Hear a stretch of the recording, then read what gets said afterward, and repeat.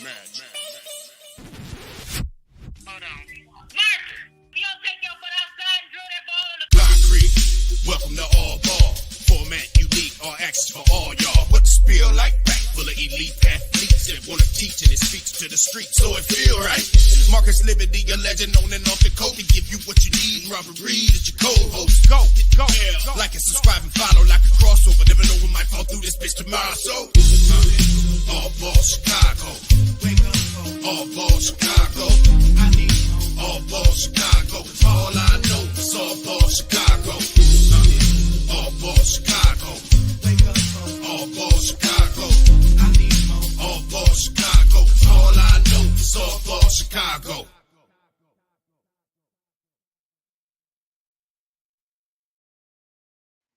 Welcome to another edition of All Ball Chicago. I am your co-host, Robert Bobby Reed, and I got the legend, the NBA veteran, the McDonald All-American, your host, Marcus, living in the building. What's up, Marcus?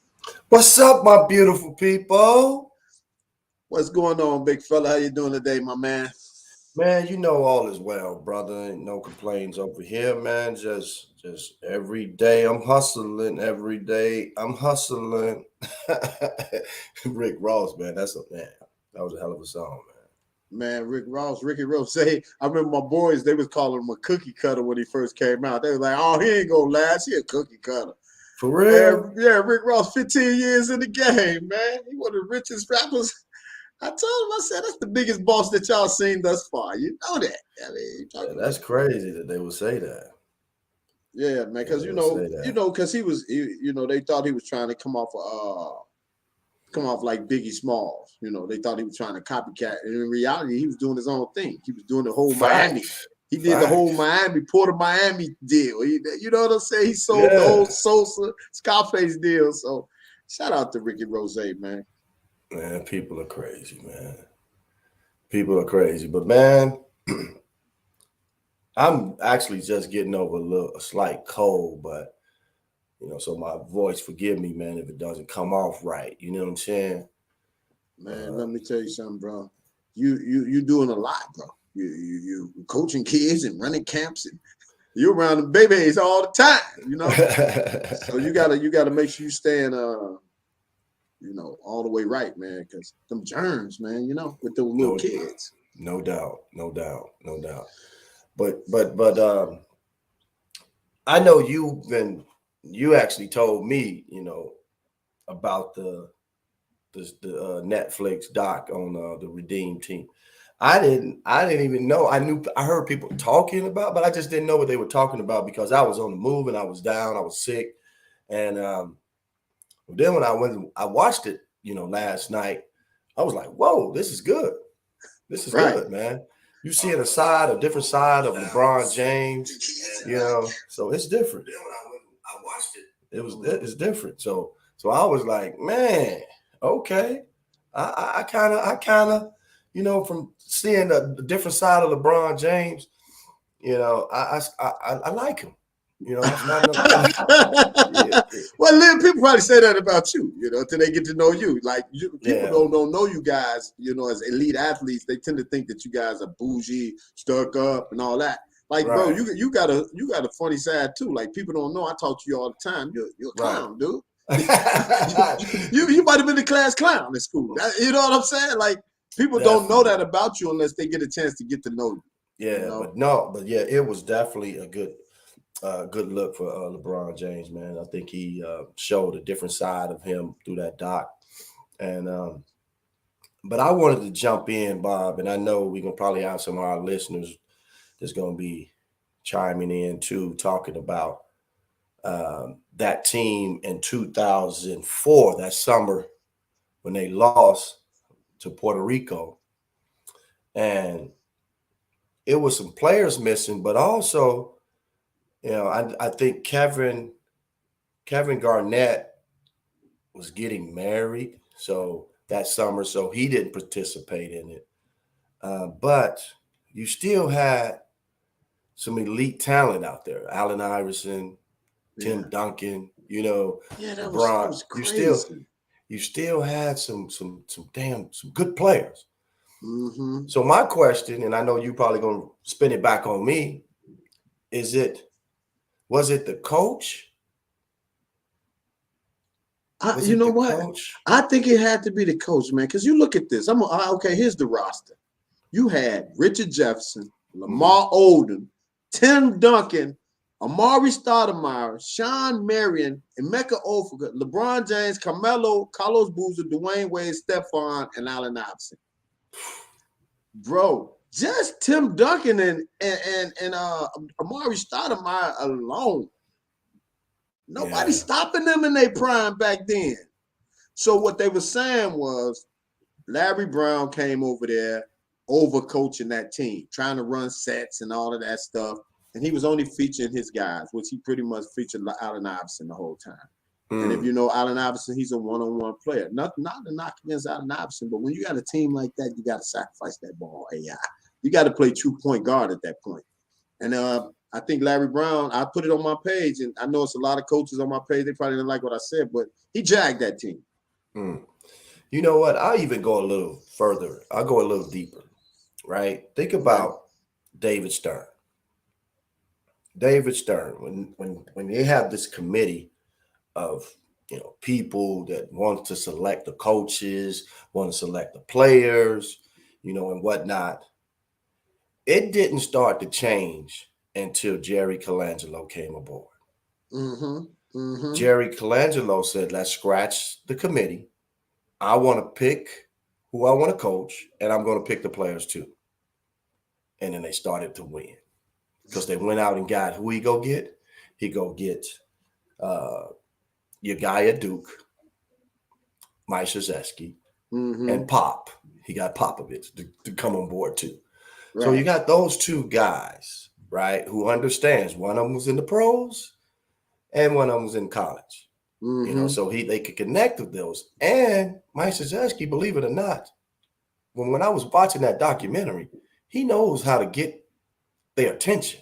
Right. Yeah. And he was getting those guys' attention, man. So I think that's why I say I went a little bit deeper, because I think when you have these committees, man, sometimes they miss out.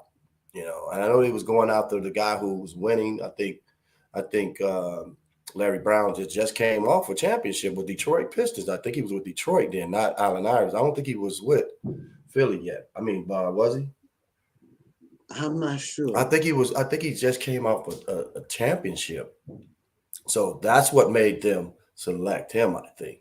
But did he? And they was missing another guy. The Mamba. He was going through his legal issues at that time too. Yeah, you're right.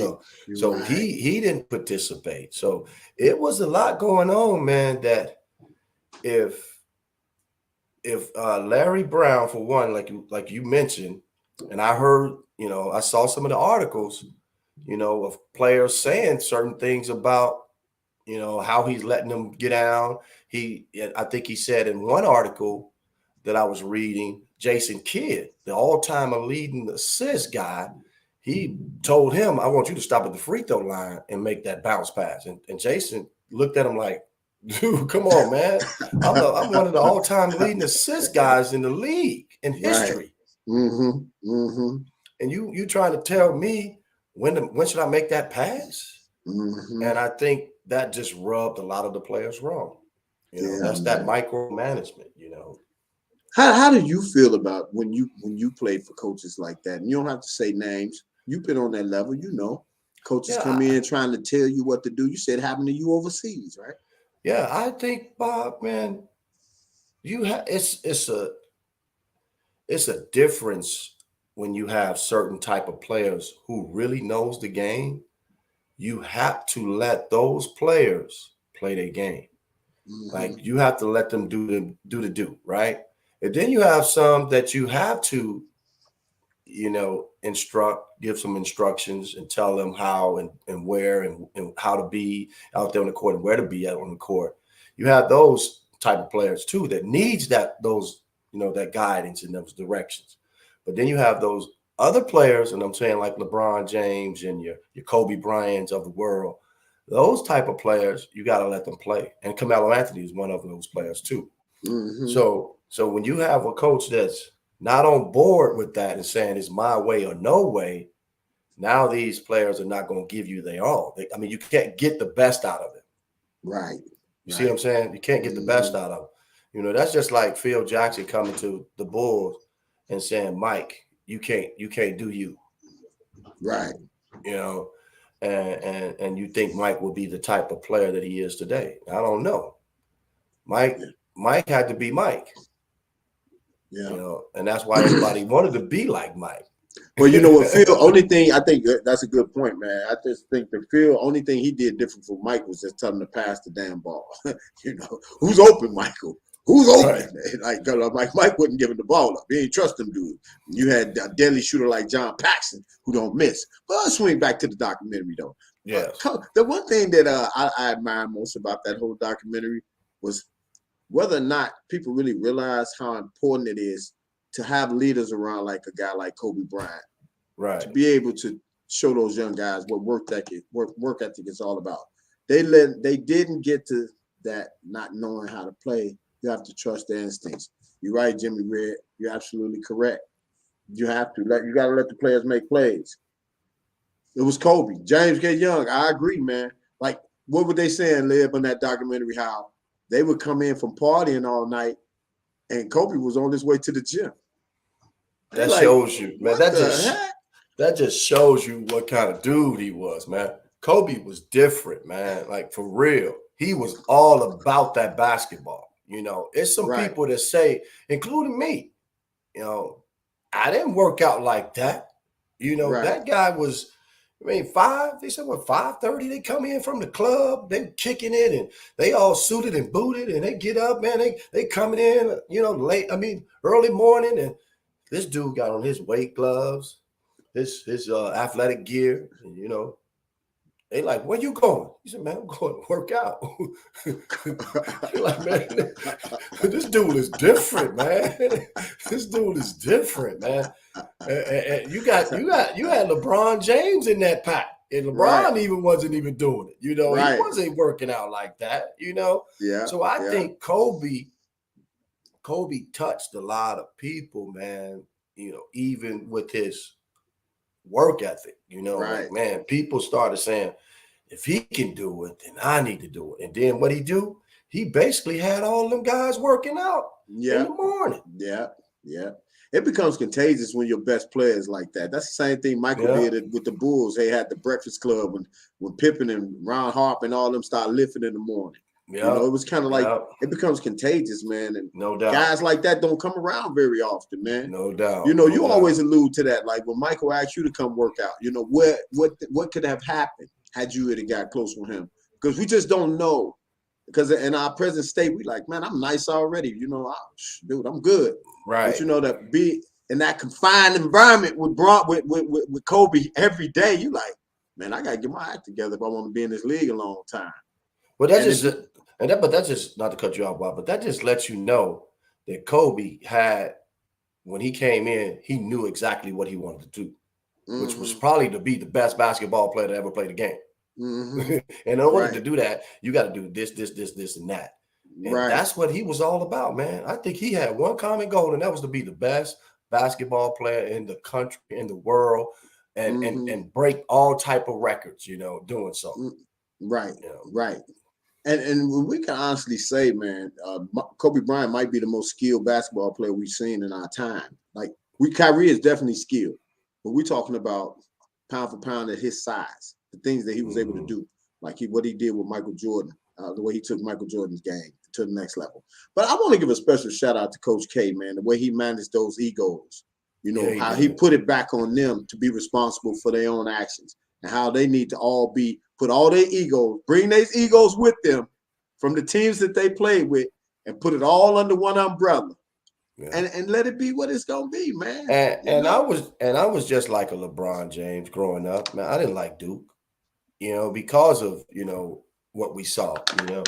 But after seeing that documentary, you know, the Redeem Team, and him speaking about how he was handling situations and bringing in certain people to come in and talk to them, man, that was beautiful, man. That just shows you what kind of guy he was.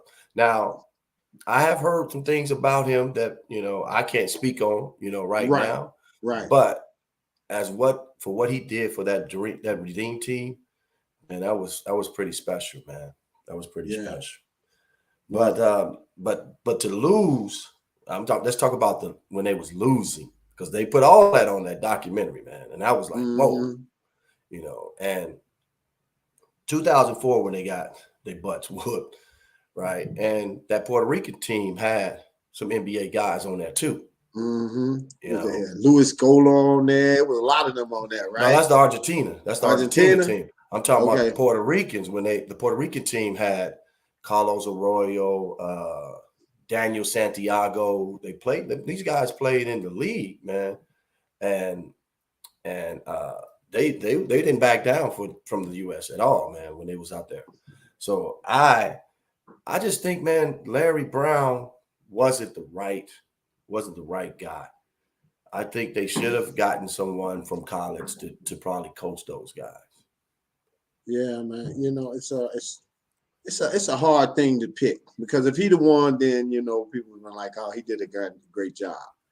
Right. But we do know if you give Phil Jackson that same roster that he had. Let's see what Hoops Ball and Scoop say.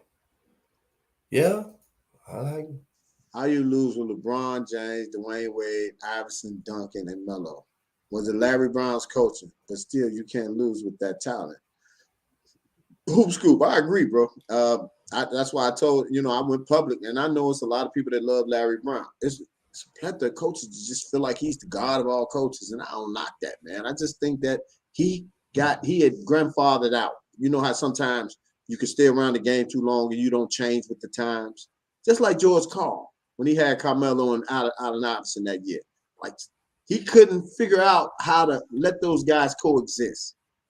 And sometimes these old coaches, like you said, they changing these coaches out now. They bringing in all new young guys now, man. Well, and then we also got to think about this too, Bob. When you play in the World Games, right, in the Olympics and all this, right, these club teams, these guys have been playing together for a very long time. And what we do, we try to create it in 4 or 5 months, 6 months, what have you, and get these guys to play together. But when you're playing against the Argentina, Spain, the Greek teams, they've been playing as a unit already. Right. So when we started to play under the international rules, not understanding how the movement, because we're so accustomed, because when we brought the NBA guys along, they used to the NBA style of play. Right. They ain't used to the ball being on the rim and then somebody snatching it up off the rim, and not being called the goaltend. Our instincts are saying we're not going to touch that ball because we don't want to get a goaltend, even though we were capable of probably doing it. But they didn't want. I don't think that we wanted to do it like that, because if they start getting accustomed to knocking that ball out, they're going to do it when they get back to the NBA. And those are goaltend. Right. So I think that hurt them a little bit, and all the pushing, man, it was like, man, they couldn't even move around. It was like Autobot. Everywhere he go, they stepped in front of him. They couldn't get by him, and sometimes they were grabbing them. So these guys. Well, you know what, guys. Mm-hmm. But I mean, that's like you said, they couldn't move around because people would get in front of them. But Kobe Bryant wasn't going. Kobe Bryant said, "If you set Paul Gasol, gonna set that screen on me when I come through that lane. Man, that was beautiful. As soon as I come through, I'm trucking them. I'm running them over. I'm going straight through his chest." Bob, I had chills when I heard that one. When I saw it, I had chills in my body. I'm like, no, he didn't. My man Kobe. No, he didn't. I laughed so hard. And Paul Gasol even said, he was setting the tone. He was letting his teammates know, man, let's go. Let's go. This is that's my best teammate, friend. Yeah, that's my best friend and my teammate. But hey, let's play. Man. We grew up in that era where you could run those screens down.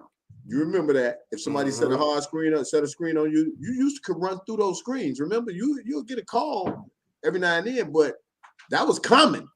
So Kobe trucking Pau Gasol like that. I just keep looking at Chris Bosh's face when he was like, Chris Bosh was like, man, that was funny, man. Funny. But Kobe set the tone right off the top. Like he was doing stuff in practice, man, diving on the floor with loose balls and this and that. He knew how to get to those players too. Right. You know, he knew how to get to them too. And I think Mike Krzyzewski, Mike Krzyzewski sat down and had a conversation about, it's your team. You the one, they're gonna follow your lead. And they set the tone, man. It's crazy, man. We you know, people never really give Kobe his love like he's supposed to. But yet, when he was on that team, they say he was the biggest player over there. People love KB24. And we know KB24, he just got a bad rap, man, because people just felt like he wasn't approachable, he wasn't touchable. Question I always wondered with Coach K took over, why did they not include Allen Iverson, who was still a top player? I'll let you answer that one, bro. Well, hoop, ball, scoop, right? Hoop, scoop. This is what I think.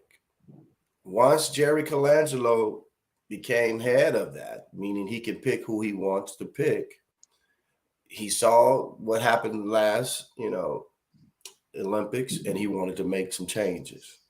He wanted to make sure he got the right guys that he knew that wanted to be about the team setting first of how they can get out on that court. And I think that's what, basically happened, that Allen Iverson probably was the left out guy. I mean, I don't think they didn't bring back Stephon Marbury either. Right. No, they didn't. And I think those two, then they brought in Chris Paul and Darren Williams, as the replacements for those guys that came back. And you see what happened. You need guys, I think, too, to also buy in, like Mike Krzyzewski was saying in the documentary. It's not you playing individual ball no more for the NBA team, but you're playing for your country. And I think he got those guys to buy into that. I think a lot of those guys who won medals, who won those gold medals, they say that was as big as a NBA championship to a lot of them. Right. Fellas, Kiki, what's going on, Kiki? Fellas, why didn't Kobe Bryant in 2000, 2004? Kobe was a top dog at that time. You know what? Don't forget, Kiki, Kobe had caught that case. In 2004, yeah. It was before 2004 because I named my son Kobe. Kobe was born in 2003. So when Kobe Bryant caught that case, we was contemplating, did we want to name, because Kobe hadn't been born yet. So I think it was before that. Let me pull it up real quick. Pull it up. But I'm not mistaken though. Pull it up, Bob. Pull it up.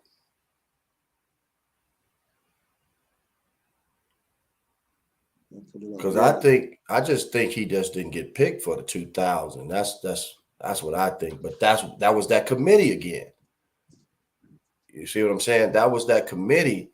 Now, when Jerry Colangelo came aboard after the 2000, what year was that? 2006. He basically came in and picked who he wanted to be the coach and all. I remember, man. I remember explicitly. We was in Wisconsin when this came out, and it was my birthday, July 18th, 2003, when Kobe Bryant caught that doggone case. Right. My son Kobe was born August 16th, 2003. Right. And we was like, are we gonna name this dude Kobe after that? But I wasn't wavering because KB24 was my boy. So I don't know why he didn't make 2000. Hey, fellas, good day to y'all. Great subject today, and don't mean to change it, but with all these top fives listings coming out, what's all the top 5 players? What's y'all all-time top 5 NBA players and Chicago area players too? Ooh. Man, we got to circle back on that one. Top 5 Chicago? Man, bro. Top 5 NBA players Chicago? Man, It would be unfair to even name your top 5 out of Chicago because it's just too much talent. It's just too many guys, man. Well, Louis, you tell us. You give us your 5, and then we'll put them out there, and then we'll let other people on our timeline chime in as well. Right. So Because it's just too many of them, man. And you got the Quentin Richardsons of the world. You got Marcus. You got Paul McFinn. You just got so many guys. Well, I wouldn't put myself in that one. I mean, NBA. You know, I did a couple small thing in the NBA. But if you want to talk about high school, that's a different thing. But the NBA, you gotta put Maurice Cheeks somewhere in there, man. I mean, Maurice Cheeks won a championship with Philadelphia 76ers. Another guy that really don't get a lot of credit. People don't really talk about Maurice Cheeks a lot, coming from Chicago, but he was a solid NBA player, and played a very long time. It's just like I said, it's just so many though. Now we talking top Chicago players. In no particular order. I mean, there's so many of them, so I can't. It's hard for me to name them. There's so many. You got so much talent coming out of Chicago. Fellas, your thoughts on Draymond Green with no suspension, and we'll be back Thursday and playing opening night. Did y'all see Draymond Green's mom comments? Yeah, I saw Draymond Green's comments, and she was right. If somebody pushes you, you have a right to retaliate. But Draymond walked over there to that man's space, man. So he initiated that run. And as far as him playing Thursday, I think that was a team decision. I think Jordan Poole probably had a lot to do with that. I'm sure they had a conversation with him. Like, are we capable of putting this behind us? Because we still don't know what Jordan Poole said. Right. And what was all said at that point for it to get there. Because the conversation didn't just start with Draymond stealing on him. Draymond walked off, said something, walked back over there. So I don't have a problem with it if the Warriors don't have a problem with it. What you say, Lib? Yeah, facts. I mean, that's something they're gonna have to deal with. If they don't win another championship because of that, then it would all come out. Why did it happen? I think Golden State's biggest issue is who the hell leaked that film. And to answer Key's question about Kobe, why he didn't do the 2000, one of our people from our show that's joining our show said that it was because Kobe got married in 2000. Oh, why he didn't participate in the 2000. And then in 2004, he was going through those issues in court. So that's probably why. That's the two reasons why he didn't participate. But when he did research, they won. They won. Okay, so people still want to talk about the Draymond Green situation. Okay, come on with it. What you got? Man, Jordan Poole and Wiseman look great in preseason. Oh my God. That's a fact, Ron. They are definitely looking good. I told people that kid Wiseman, when I saw him play, even in high school, he had some moves that he can handle the ball. He had a little mid-range jump shot. I was saying the Warriors got him. That's only going to make them boys go up. That's not going to bring them down. That's going to make them go up. So watching him play in the preseason, how he's getting his, moves, and he's lefty. He's a lefty, so it's hard to guard left-hand players anyway. Right. And he's big and he can move. He's agile. He can finish around the basket with left hand hook shots, dunking on cats, and shooting that free throw line jump shot right at the elbow.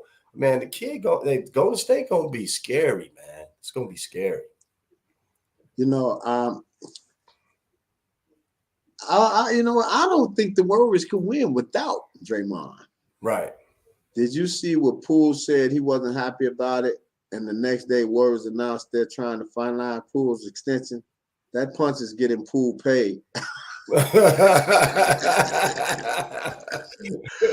don't blame you, Poole. You know how to play chess. Great chess move, man. Yeah, man.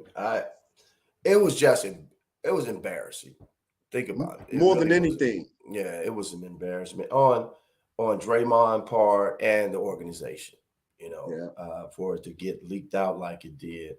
But all in all, man, these guys say they brothers. I mean, Draymond came out and said, I'm his locker partner. I'm right next to him in the locker, in a locker room. He said, I've been an advocate for him.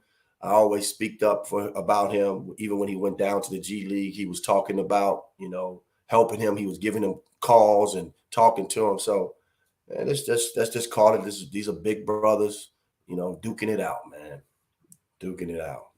Yeah, man. I think like a lot of the old NBA guys say, they took it out of hands. They blew it out of proportion. Fights happen in practice all the time. Right. How do you guys like the Lakers so far? How do you feel? How do y'all feel how they are going to finish the season? I like Kendrick Nunn, and me and Liv talked about that. Kendrick Nunn has not looked. He hasn't looked this polished in quite some time. Maybe because he was hurt, but he's really looking like a seasoned pro now. You talking about for the Lakers? For the Lakers, man, Kendrick looks so solid, and I was wondering why they was willing to allow Taylor to go, right? Because Taylor, was he an unrestricted free agent? No, Tucker was just not, I think Tucker wanted to play more, and I think, the Lakers did what they had to try to get something back. But I think Taylor's in a good place, with Utah, the Jazz. And Kendrick now has an opportunity to really showcase what he can do so he can, get another contract, because I think this is his last year. And they all haven't been out there at the same time. I don't know. Maybe they would do it the last preseason game to see how everybody gels together and see what they really have. But I do like, Kendrick Nunn, with the Lakers. I see him doing a lot of good things for the Lakers. But can they win a championship? I don't know. It's always the biggest question of the season. What are the Lakers going to do? Because LeBron's sticking around and he just ain't going nowhere. And, Right. Dion Hoop Page. Liv, can you not like or beef with a teammate and still win? Yeah, we had it at the University of Illinois. We had guys, people don't know this because it was kept inside, but we had guys going at it all the time. And we ended up making it all the way to the Final Four that year. And I don't think it was because of whatever, conflict that the players had. It was, I'm going to say it, it was the coach. He didn't change his ways. And that's one of the reasons why I think we lost the game to Michigan. Yeah. Yeah, man. I mean, you could put that Illinois team up against the Running Rebels and all of them. Yeah, that's one of those classic teams, but we can't get that back, but we know what happened. Lakers will finish 7th or 8th spot. I agree. Until they can address the shooting over there in LA, because they just lack shooting. They still got the same roster, man. But why you always switching, though? You had the Lakers last year. You had the Lakers last year. I don't have a team this year. No, I had Milwaukee last year. Remember? I picked Milwaukee last year. Yeah, okay. I'm not going to LA no more. You got Denver. You had Lakers, dude. You talking about? I'm a Bron. My boy Bron. No, but this season I think is going to be interesting, man, because I really can't, pick a clear-cut favorite. I can't. I do like Denver, but I haven't seen those guys either play. It's I was talking to somebody about that. What you got, Curly Boo? Talk to us, man. You Curly Boo, what's going on? You want me to pull? You want to hop on? Pull them out the stands, Liv. Pull Curly Boo out the stand. Dream Team versus the Redeem Team. Ooh, man, get on out of here. The Dream Team. Yeah, man. Dream Team, too many dogs. No, you're thinking about that Redeem Team. I already know. They're athletic as ever, though, over there. I just think that the original Dream Team just had too much, man. At too many positions, Yeah. Karl Malone and Charles Barkley and Patrick Ewing. And Elijah Wan. Wasn't Elijah Wan on the team too? No, I don't think Elijah Wan was on that team. Okay. Now who's on that team then, Bob? Let's think about that. Let's see who's on the original team. Don't look it up. Just see if we can just go off the top, because I remember it. John Stockton. I know Christian Lake that didn't play at all, but he was on that team. He was on the team. So we had Pippen, Michael, Karl Charles Malone. Barkley, Karl Malone, Larry Bird, Magic Johnson, Patrick Ewing. Who am I missing? Did you say Scottie Pippen? I said Scottie Pippen. I said Charles Barkley. Clyde Drexler. Clyde Drexler. Chris Mullin. Chris Mullin. That's all of them. Yeah. Reggie Miller didn't play? Nah, Reggie Miller was on the next team. Okay. He was a young buck. You remember Jordan Magic, yeah. That was a great team, man. But then I read something about that too, man. Like what David Stern plans was, it wasn't even about, because he knew they were going to win, the Olympics with that team. He was trying to tap into that market over there. Mm-hmm. That's David what Stern. it was. And boy, did he do so. He did. I would say he's really responsible for the global recognition of the NBA. Right. As far as the world game. Right. Because they were sending their pros beating up on our college kids. Like, y'all don't know we got pros too now. And that's the reason why I think, the committee changed it, because what I had spoke about earlier, what I was speaking about earlier when we said they've been playing together for so long, and they was already considered pros in their country. Mm-hmm. So our college guys were going over to playing against professionals. These guys that have been playing, with national teams, for since they were 14 years old. Mm-hmm. Right. And then they get the opportunity to play together for a very long time. We just be creating teams year after, years, and say, okay, we picked that 12. Let's go get another 12 the next. Right. So it was never any chemistry, amongst us, and teams from other countries saw it. You had a good team. I think it'd be interesting to send a college team, like some college boys over there again, to see what that looks like. Liv, I'm too young. Was Layden better than Shaq in college to not make the 1992 team? That almost as bad as Isaiah getting snobbed in Candace Park in 2016. Whoa, that's a good one. Oh. Why wasn't Shaq on that team? That's what it came down to. It was between Shaq and Christian Laettner. That's what it was. It came down to. Remember? That's that committee again. Mm-hmm. Wow, man. Yep, they wanted to get Laettner. Laettner didn't get not one tick. Shaq should have been on that team. I don't care what you say. Shaq should have been on that team. Magic, like when they start choosing their team, they like, Christian Laettner, y'all can hire the young guy. We don't want him. But you know what? They gave Christian Laettner a hard time. Christian Laettner had a great college career. He did. And Christian Laettner, he did it the right way. He got, 2 national titles? Yeah. And he wasn't a total bum. He was good, man. And he would always be, clutch. a member of that dream team. Yeah.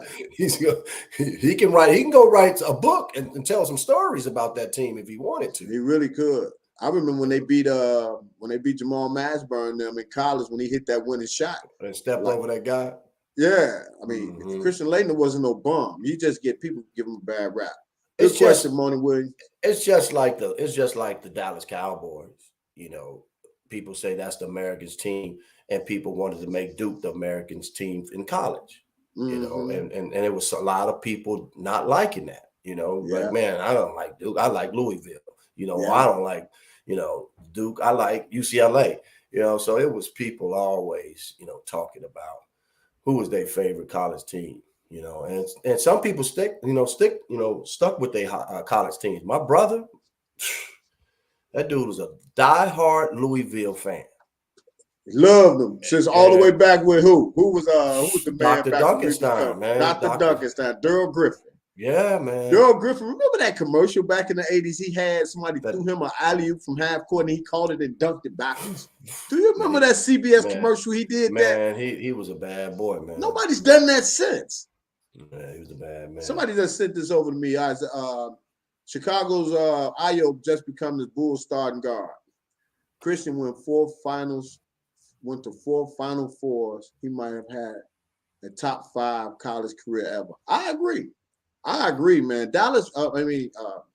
Duke was rolling in the 90s, bro. Yeah, you got to go do your research and see who came close. I think Kareem Abdul-Jabbar had a hell of a college career too. Right. Yeah. Oh, he had the best. He won 4 in a row. And to see, that's what I say. You got to do your research and see. I just know Kareem won on every level. Championships, high school, college, NBA. But you definitely have to do your research and see how that comparison. But Christian Laker was a pretty damn good basketball player in college. We can all probably admit to that. Yeah. And then I'm pulling the Christian Lane up. She said 4 for 4. Yeah, Christian Lane. I mean, you go to Duke. Somebody. Oh, he got 2. Marcus, I taught you how to become a 90% free throw shooter. What? Well, I appreciate that love, man. I appreciate that love. Is it true though? Man, I wasn't no 90%. I wasn't no 90% free throw shooter. That's Googleable. I can't agree with that one. No, if you want to say, middle school, yeah, I was probably that dude. But making those type of free throws, man. I was in the 70s, man, and one year I dropped down to the 60s in the league. But yeah, man, it's crazy though, Bob, to think about that documentary and seeing Kobe Bryant. It almost brought tears to my eyes, man, because he's no longer with us. And watching him, man, interact with the guys, LeBron James just basically breaking the ice, meaning let Kobe open up a little bit, because Kobe wanted to just be himself, and go and win, the Olympics and get back home. But LeBron James, you could see it. He was the one that was breaking the ice, man. Especially when he did that one when he said, "Oh, I remember that play, the triangle." And then Phil did like that, meaning get out of his way. Right. Like all the way to when they did the birthday party for Kobe. Yeah. That broke down all of those barriers, because Kobe was all competitive. Like your boy, I remember Quentin Richardson say he lived in LA for 5-6 years, and he's never seen Kobe Bryant out. And he was trying to figure out like, how is he moving around? He was in helicopters, and Kobe didn't do nothing but work out. He didn't party. Right. So man, it's just you become a rare breed when you get a chance when you like that. Yeah, definitely. So he's gone, but not forgotten. That's for sure. But that's why I said I think he's the one that opened, Kobe up doing those Olympics. Yeah. And like you say, Brown was crazy. He opened everybody up. He was a fool. Marcus, any updates on your nephew with the Bulls? Melissa. Hey, Melissa, how you doing? Melissa, my nephew had gotten waived by the Bulls. Did that Friday, I think. But he's in good spirit. He knows it's a process. He understands about him not getting drafted. And we could talk a little bit about that, subject too. And because I do a lot of reading, man, and listening. And Chris Paul's draft class, it's only 2 guys that's still in the league. Yeah, I saw him say that. I went to look at. What was that? 2004 when he came in? Yeah, 2 guys. Him and who else? It was him and shoot, Bob. I just saw it, man. Anybody got that information?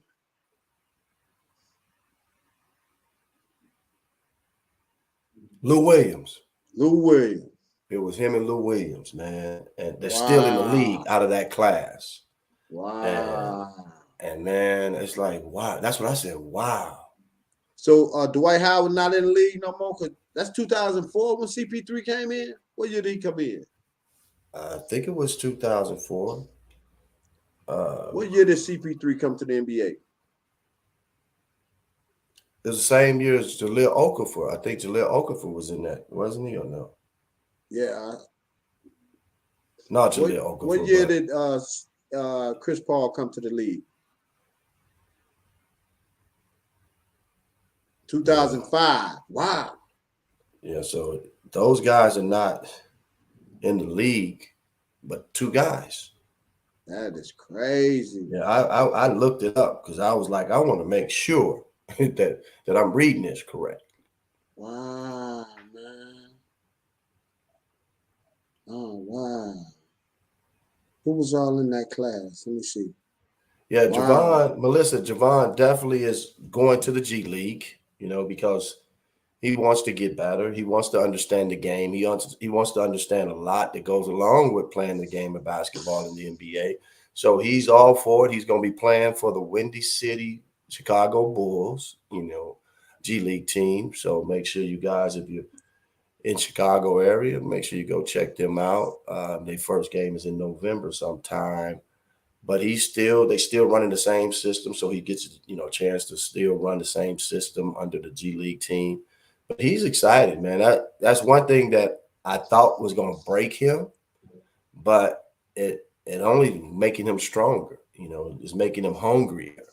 To understand. We all know he can play. It's just sometimes you got to go through some things to get to where you need to be, and that's what I preach to him. That's what I tell him. I don't knock the NBA and say, "Well, you do." No, it was meant for you to do this right now. So let's take it, strive with it, and listen and learn, and keep it moving. Keep it moving. I mean, she got a good rebuttal to that. I mean, like she said, I mean, there's a lot of players. She's not an expert, but a lot of players get waived and go down, harness their skills, get better, and come back or go overseas. And that's one good thing about it. He has the option to be able to go overseas if he want to right now. But he want to work his thing over here and see what happens because he got the size, he got the athleticism to get it done. Yep. So no, we all, supportive of Javon, and watch him.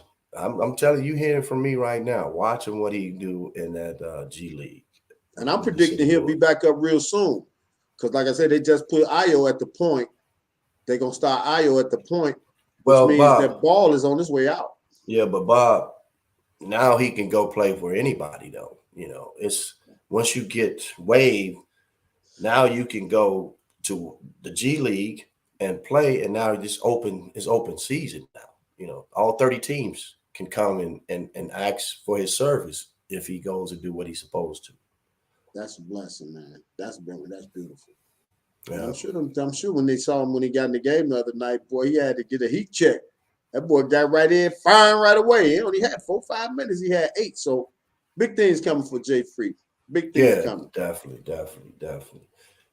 But yeah, man, it was good, man, to talk about this Redeem team, man, because I think a lot of people wanted to chime in and talk about it and talk about other things that's going on in basketball as well. That's what we all about. All about Chicago. We've been about that, giving people, some special guests, which we will have next week. You want to share that with some of our listeners, Bob?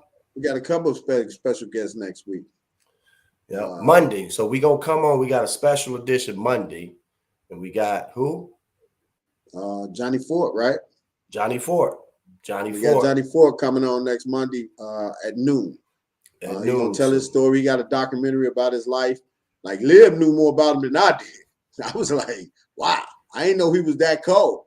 Yeah, so we have him coming on, and I think, Wednesday we got my man DC.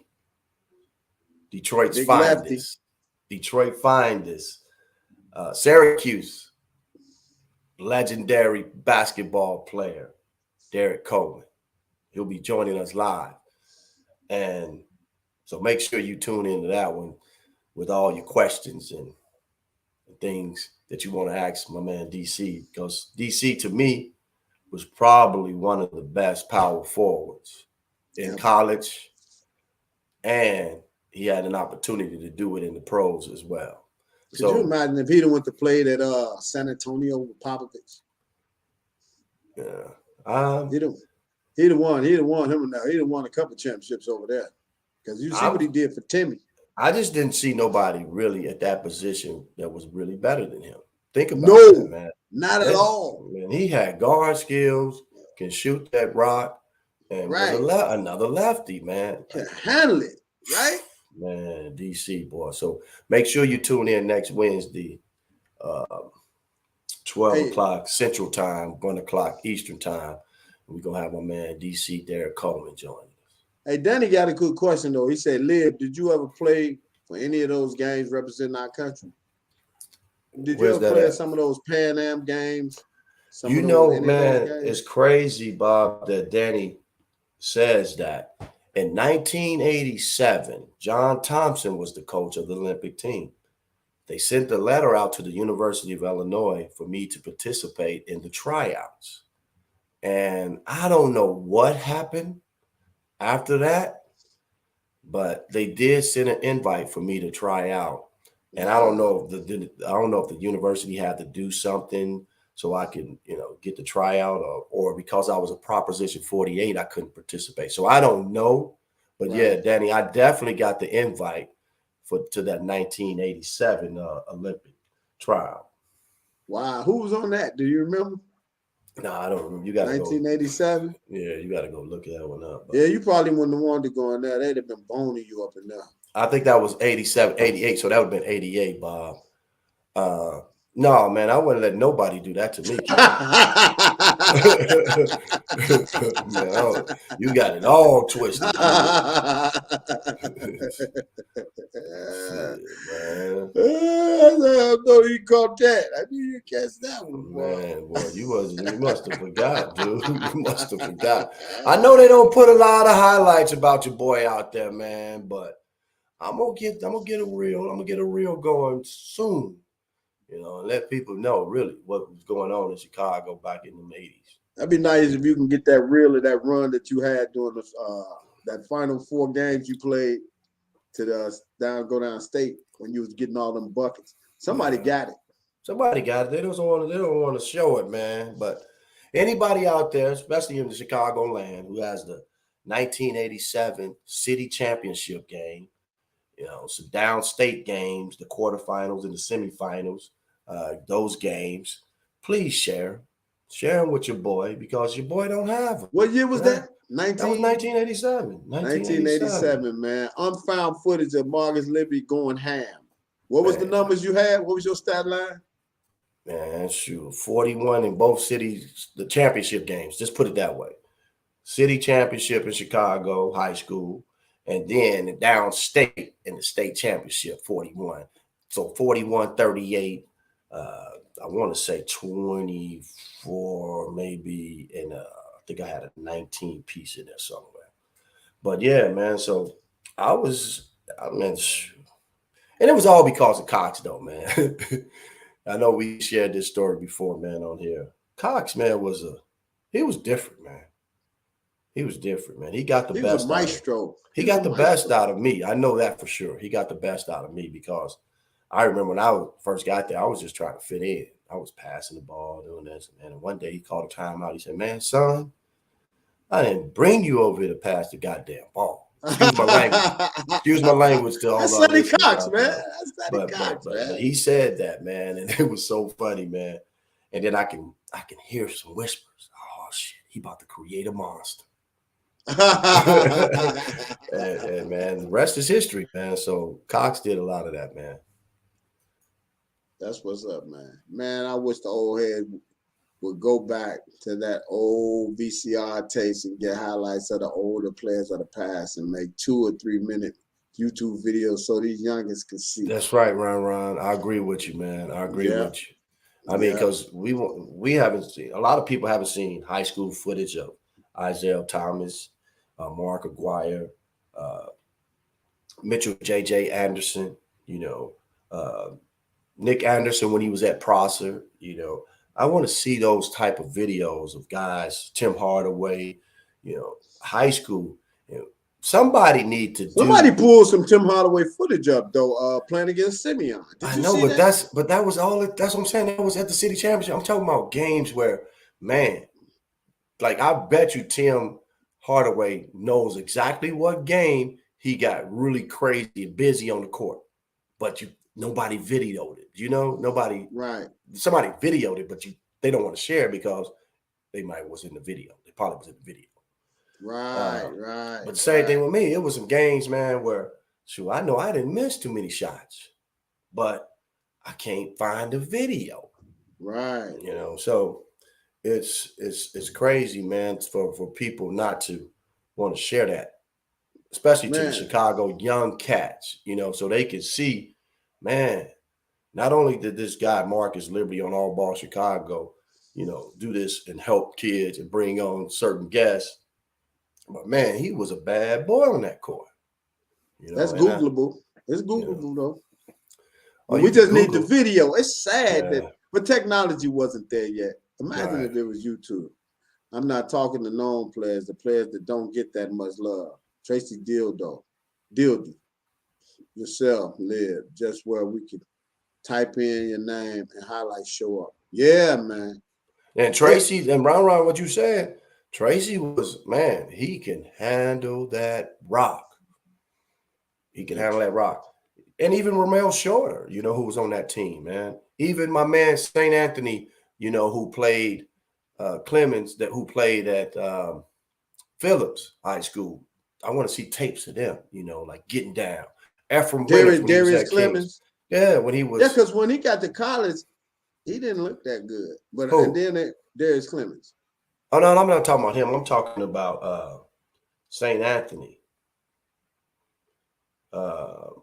St. Anthony, who played at Phillips High School, he was a bad boy. He was a bad boy. Yeah, man. It's Joe Stiffens, you know, the guys on the west side, you know, that was doing they thing, man. What was the real guy? What was that guy's real name? Captain Video that used to play at Chicago State in the summertime with the goggles on. He had flight. They called him Captain Video. Yeah. Darren Guest? Darren Guest did have goggles too, though. He had goggles. Okay. Yeah, so that's probably why you're confusing. Captain Video was a guard. He was a guard. Yeah. He was a guard. Let's talk about Summer League right quick. Let's give it like 5-10 minutes, though. Do you remember the talent that just used to grace those old Summer League games? Could you imagine those games, man? The pros, the college, the high school guys. That would never be duplicated again. With guys like you in high school playing against pros and college players. Why don't we have that anymore? Man, somewhere, man, it's just, I think somewhere, man, people just was living in the now, you know, and not, you know, thinking about, you know, if we video this type of stuff or we keep this type of thing going where high school kids can, you know, you got to get this sanctioned through the NCAA so high school kids can play, college kids can play, you know, with, you know, professional guys, you know, even with the one that the Shy League that just happened, college kids couldn't play in it because they didn't get it sanctioned, you know. Mm-hmm. So you got to get these things sanctioned. You got to, you know, make sure everything's in order so these kids won't lose their eligibility. So I think back in the day, you know, from the Ruben Norrises to Shelly, my man Shelly, who was part of, you know, help bringing the pro-am and doing the things. And there's some other guys that I'm probably missing their name too. But that pro-am back then, you know, it was all about the community too. You know, like we wanted to make sure everybody from Chicago, around the Chicagoland area, came and watched, you know, us play up under one roof. Ooh, it was a show, man. Yeah, and it was beautiful, man. It was beautiful basketball. And me, I remember when I was little and I went over to the West Side when it was at Malcolm X College, the pro-am, and watching Dr. J and Artis Gilmore and Sonny Parker, you know, they were playing, and I think it was called the 7-Up Shootout or something, 7-Up something back then. And I remember going and watching it when I was a little shorty with my dad, man. And I'm like, man, these boys dunking and playing. But no, it's got to come back, and I don't know, who would spearhead that, but you just got to make sure you do it the right way. I got a tough question for you. Oh yeah, they still got it in LA. I know, man. They be getting busy up in there, man. Danny, you right. They get busy up in there. Lib, I got a tough question for you. You can choose to answer them. But this is not nothing And I against you. I never This sold is nothing crack. against what you. I never sold crack. No, man. Oh, okay. Okay. So I was watching Jalen Rose the other day. He had an interview, and they were talking about why is it that football and basketball are the only players who couldn't go pro out of high school, yet every other sport, tennis, soccer, baseball, that's dominated by all races basically, can go. Why do you think it's football and basketball?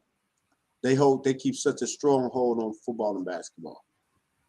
Well, I think on the football side, because you got young kids, young athletes, maybe they're too young for the football side, so they give them 2 years of college, especially with this concussion, So I think they just straight across the board. And I think I heard Jalen talk about this, speak up on this, and to see that the NBA, did it.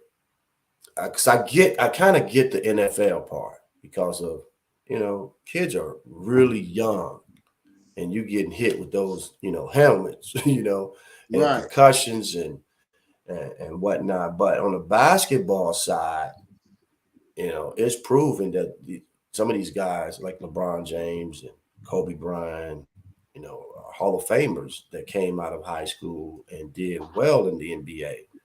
Right. Right. It's a control thing. Okay. If you look at it, they do it when they want to do it, right? So think, and that's how I look at it. Like, y'all see all the hype coming now for this next generation. What y'all do? Y'all change the rules back to now 18. You come straight out of high school again. They changed the rules. It's back. Yeah, it's back. I think it's back now. 18. You become 18 years old now to the NBA. Because the NIL and all that, the NBA, like, man, hold on. Well, no, you're looking at the big kid. That's the Victor, the big 7'5" guy. How tall is he? 7'4", 7'5"? 7'5", right? He's 18 years old. They want him now. They gonna get him. They got him already projected, the number one player taken. Wow. So and then you got some high school players that's locally that's doing their thing. I mean, not locally, but nationally doing their thing.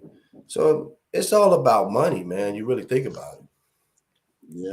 You really think about it, Bob. It's about money. So if I do this every year, right? I'm just talking like if I was, the NBA. If I do this every year and I'm not getting superstar high school athletes and showing they thing, they're doing their thing in the pros, then I'm pretty much messing it up a little bit. Right. Because every year you're not getting a high school player that's going to come in and dominate. Think about who all came out of high school when they started letting it happen. How many guys are still in the league that was high schoolers? It's hard to track, man.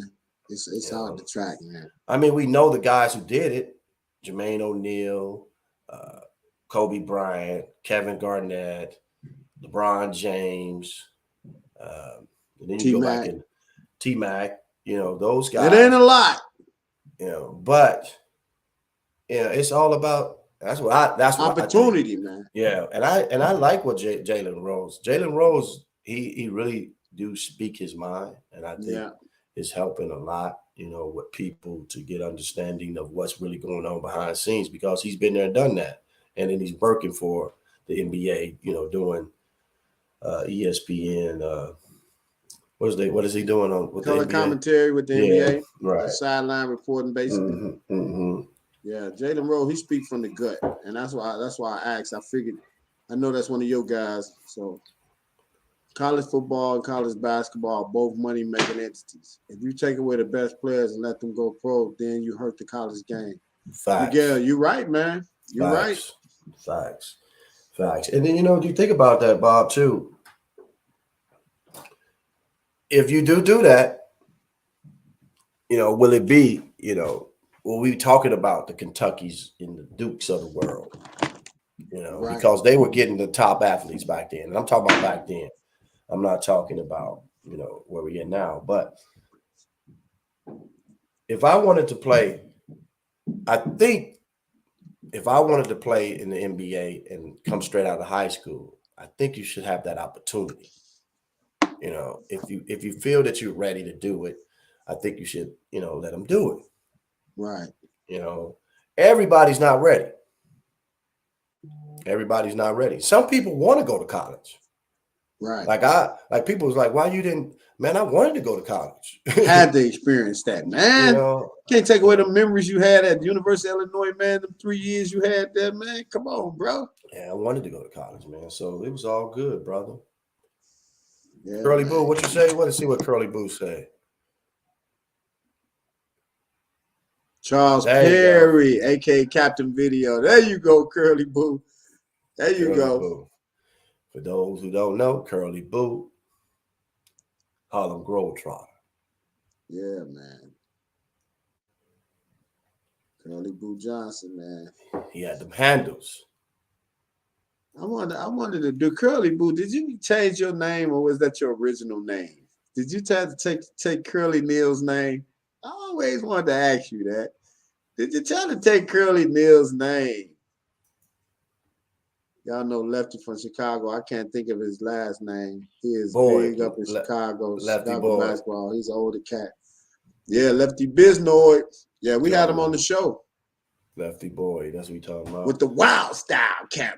Yeah, Lefty do a lot of grassroots, helping them shorties back in Chicago. Lefty is still doing it. Lefty's still doing it. Hey, at the Overton building down there, 24/7. Yes, sir. 365. Yes, sir. That's my guy. Yeah, Lefty got his feet 10 toes down in them streets out there. Curly Johnson, real name. Hey, Curly, let me ask you, when you found out your name was Curly Johnson, okay, of course, when you found out, but did that make you want to be a Harlem Globetrotter watching Curly Neal? Did y'all hear about former NBA player Ben Gordon was punching his 10-year-old son and then fighting with cops at the airport? Y'all see that? Yeah, man, I saw it. I saw him resist arrest, and from what I understand, his kid's mom said that it was blown out of proportion by another passenger. Some other passenger basically ratted him out, saying he was a little bit too overly aggressive with his own son. And that's when the police came at LaGuardia Airport. Yeah, Ben Gordon, I had a chance to meet him last year. Great guy, man. Great, cool guy, man. I love Ben Gordon, man. Yeah, I don't know, so I'm not gonna speak on that one. So I don't know too much about what happened, with that. But Ben Gordon was a hell of a basketball player at UConn, and while he played with the Chicago Bulls. I hate he left us, man. I told him that when I met him. I said, bro, I hate you. I said, do you know in my neighborhood we called you Ben Jordan? You know how much he was getting buckets? He was giving people buckets though, boy. Him when D Rose was there. Remember they took Boston to 7 games or something like that? Triple overtimes. He was giving them 40 a night. And then when I met him, I'm like, man, this dude ain't even that tall. Right. So size means nothing. Right. He had a yo-yo.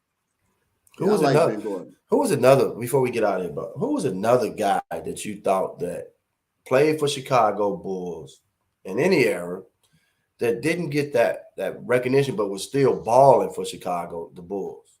The Bulls. Who didn't get that recognition that I felt like should have gotten it? Yeah, it could be last year, it could be 2-3 years ago, 4 years ago, 5 years ago. Because everybody gonna say Michael Jordan was the guy, Scottie Pippen, but when you mention, I think we let go Jamal Crawford. Jamal Crawford, okay. We let Ron Artest out of here. Like these guys was elite. They went other places and flourished. What was that kid that played? And did he make the All-Star team one year? I can't think of his name, but I think he was from Saginaw, Michigan. And he got a bag. He did get a bag. To our listeners, if you know, I think he was a small forward, slim build. Played for the Bulls. Robertson was his last name. Robertson. I don't know who that is. Somebody will know. Somebody will know out there. Yeah, I knew his last name was Robertson, man. And he was real. He was nice. He was nice. He was nice. But I know his last name was Robertson. There you go. See, I knew it. I knew somebody was going to say Eddie it. Robinson. Yeah. Okay. Yeah. Eddie Robinson, man. He was nice. He was nice, kid. You know, it's all about timing, man.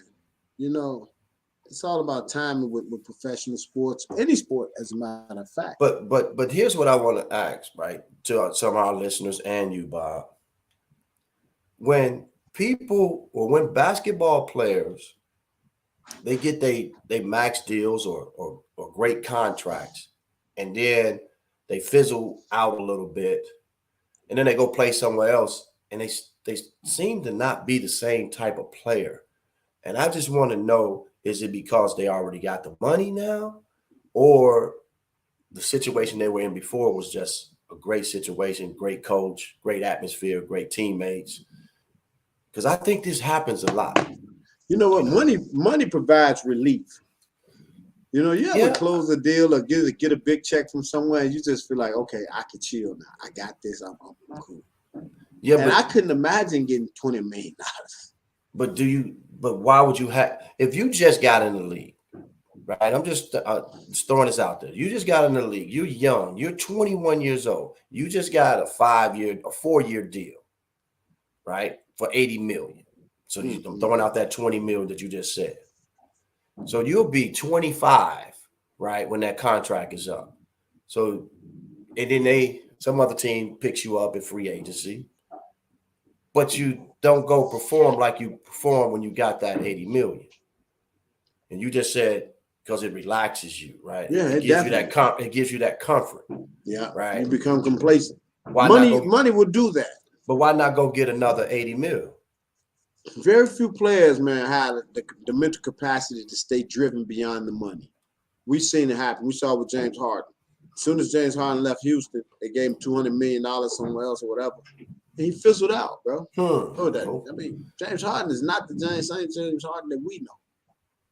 So, I mean, that's just my take on it. Pooh, where's Pooh at? They said Pooh said something. In the chat. I don't see no Pooh. Don't see it. Oop scoop. Let's see if I see it. Somebody said they in tears reading it too. Hoop School said he in tears reading it. We don't see it though. Let me go to your stream. Maybe I see it. Hey, can you tag us on it? We got so many people writing. I don't see nothing about Pooh.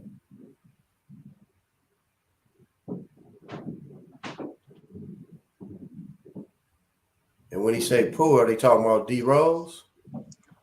What y'all got to post Pooh question in the chat. I'm in tears reading that. Oh man, repost it. Repost it right here, Hoop School, so we can see. Yeah, I don't see it, Bob. On our end.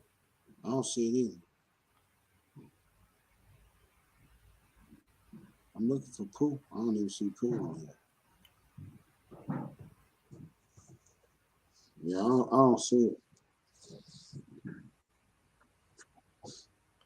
I don't see it. How about those Bears, y'all? We finna turn it around. The Bears. What about them, man? I don't like people giving Justin Fields a hard time. Is that what they doing? I think he deserves an opportunity to grow and get better just like everybody else. Oh, they said Pooh is a female in the chat. Oh, okay. Okay. She on YouTube. So I don't see her though. Let me see if I can see it.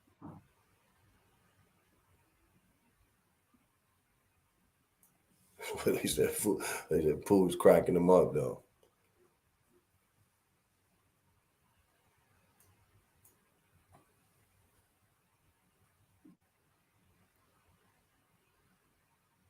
Pooh, we got. I see one girl post Tanya. She said the '92 Dream Team still the best team. That ain't what it was though, Bob, because he said he laughing at it.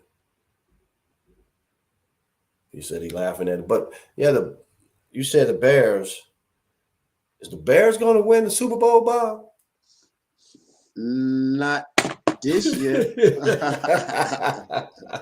But I like what I saw Sunday. I really did. Oh, I like the way they surged back. What about them Cowboys? I don't know what they record. I think Cowboys are what, 4-1 or 5-1? Boy, I know if they out, boy, in Cowboy country, boy, everybody, we finna win the Super Bowl. And they doing that without Dak. Wow. Yeah, they doing that without What Dak. you think about the kid, what's his name, Matua, Miami quarterback? Oh, with the concussion? Yeah. They told him he retired, man. From what I understand, he'll get $500,000 a year for the rest of his life. Would you take it, or you want to go try to play some more football? What you doing? It depends on how my mental at and how the damage is. I'm taking. Oh, it go Pooh right here, but yeah, she was on her thing, but now I don't. We don't see it. Yeah, we don't see it. We don't see your comment, Pooh. Repost it. She said it must be something funny she didn't put out there.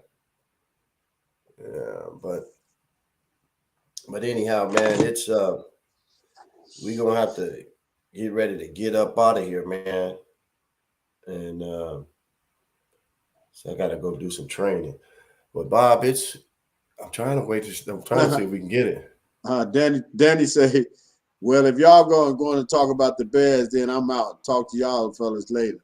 Man, Danny, you're a Bears fan, man. I'm gonna tell you, for me, I ain't a Bears fan. I'm just not. And in my household, it was the Dallas Cowboys or the Pittsburgh Steelers. That's when Tony Dorsett and Franco Harris, when those guys were getting down. Lynn Swan. Yeah, that was America's team. What's up? I was saying my coworkers love the show and they love Robert's vibes with the big booties on this page and his love for R. Kelly. Oh man, I got a fan club. Y'all like the top 15. The Chicago Millionaire top 15. Pooh, let me know who you are though. I don't know who you are, but what up? I was saying my co-workers love the show and they love Robert's vibes with the big booties on his page. His love for R. Kelly. So, hey man, make sure y'all swing over and follow my TikTok, Robert Bobby Reed. I be jacking over there, man. They got shit following on TikTok, man. Yeah, everybody love them girls, man. When I post that, I might get 1 out of 100 people to say something. Out of 100 people, they be heart, and then one person. Do you have to post that? I like, yeah, okay. Man, Pooh, I appreciate that, man. What you see is what you get. There's no faking and no flossing over here.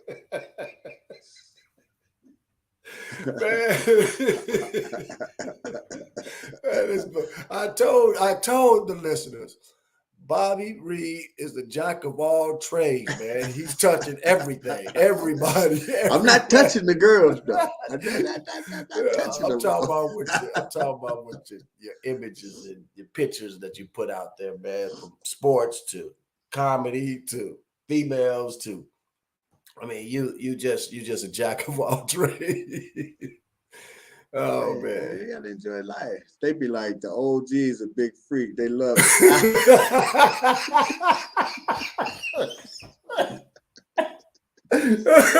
Man, we gotta go. We go.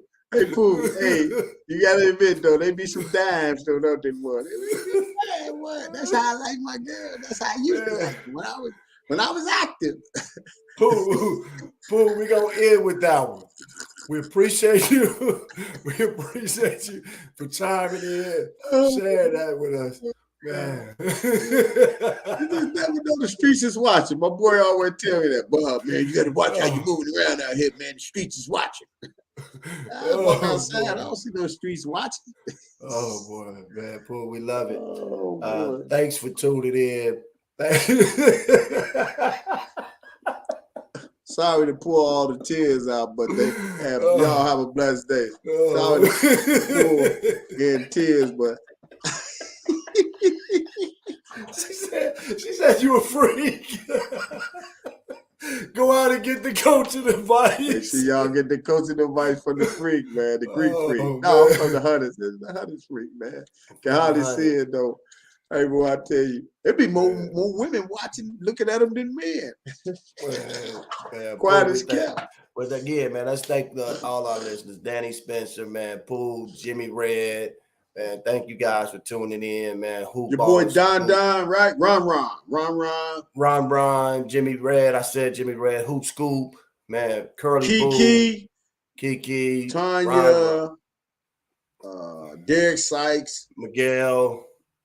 Oh yeah, man. Just keep watching, man. Keep watching this, man. But make sure you tune in Monday, though, guys. Man, we're gonna have Johnny Ford on the show. If y'all don't know who Johnny Ford is, he the family member to Jeff Ford, original gangster from Chicago. But Johnny Ford got his own story. He was an excellent basketball player. He went to the streets, got into some stuff in the streets, man, that derailed his career. He could have went pro. I mean, great story. And then Wednesday, he got Derek Coleman, the big lefty, coming on at noon. The All Ball Chicago, we picking it back up, man. So y'all make sure y'all tuning in at noon to the legend, the NBA veteran, the McDonald All-American, your host Marcus Liberty in the building. What we finna be on. And Pooh, make sure you tell us about Rob next time when you join us lunchtime when you on your break. Make sure you share with us what he's on now. All right. Oh man, hey, y'all wait. I'm dropping new heat. I got some new heat for y'all next week on the top 15. Well, man. And Ice Griffin just joined us, but man, Ice, we about to get up out of here, man. Also, Bob, you doing something with the Ice Griffin too on the boxing? Man, we're doing a podcast with Montel Griffin and Doc Nicholson, man. Former light heavyweight champion of the world, Montel Griffin, and former heavyweight champion of the world, Doc Nicholson. Beyond the Ring. That's a boxing show, man. We'll be back next week. We already had Kendall Gill on there.